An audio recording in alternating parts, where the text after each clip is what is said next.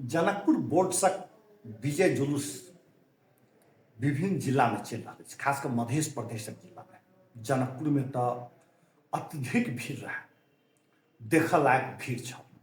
मुदा अई विजय जुलूस आ में एक व्यक्ति के नहीं देख सकूँ। वो व्यक्ति छे दिनेश पूर्वे। दिनेश पूर्वे जनकपुर में खेलकूद के जे स्टेडियम बना वाला है तै के अग्रणी व्यक्तित्व है। वा ई कही जे हुनकर भागीरथी प्रयास से बहुत रास काज आगा बढ़ल है।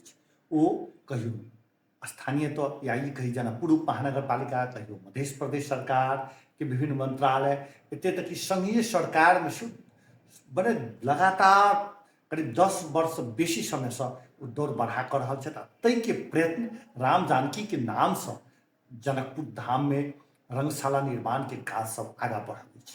जे रंगशाला बनाव के जैठाम क्रिकेट हेते से कर के सोच के आगा बढ़ावा वाला व्यक्ति के हम नहीं देखली कतौ। हमरा बुझाय हमरा मात्र बहुत आदमी के आश्चर्य लागल हेतै, हुनका किया नजरअंदाज कयल जा रहल छै।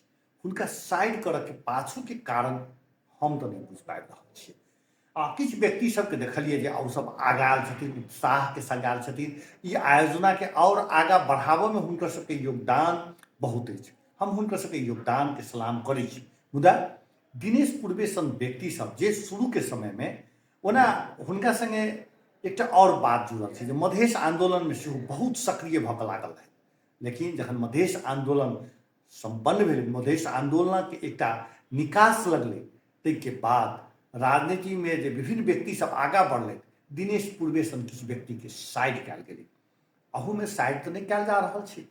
ई हमरा कनी खटकल जकाँ बुझायल।